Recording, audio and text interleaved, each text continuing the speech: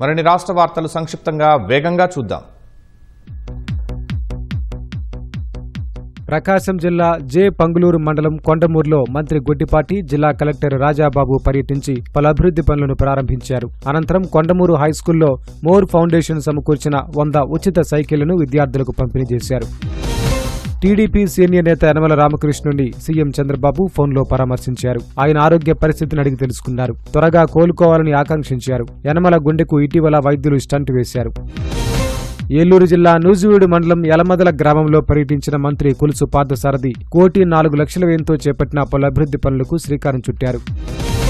నంద్యాల జిల్లా కొలిమిగుండ్ల మండలంలో మంత్రి బీసీ జనార్దన్ రెడ్డి సుమారు 4,59,00,000తో చేపట్టిన సీసీ రోడ్లు, మంచినీటి పథకాలను ప్రారంభించారు. అనంతరం బహిరంగ సభలో పాల్గొన్నారు. 3 ఏళ్లుగా బరగానపల్లె నియోజకవర్గంలో ప్రతి వీధికి సిమెంట్ రోడ్లు, ఇంటింటికి తాగునీరు అందించడమే తమ లక్ష్యమన్నారు.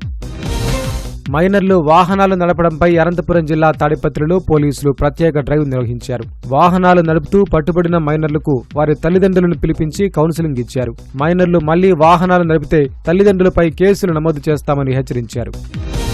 కర్నూలు జిల్లా కోడుమూరులో అంతరాష్ట్ర మోటార్ బైక్ దొంగను పోలీసులు అరెస్టు చేశారు. అతని నుంచి 7 బైకులు స్వాధీనం చేసుకున్నారు. నిందితుడిపై గతంలోనూ పలుచోట్ల కేసులు నమోదయ్యాయని తెలిపారు.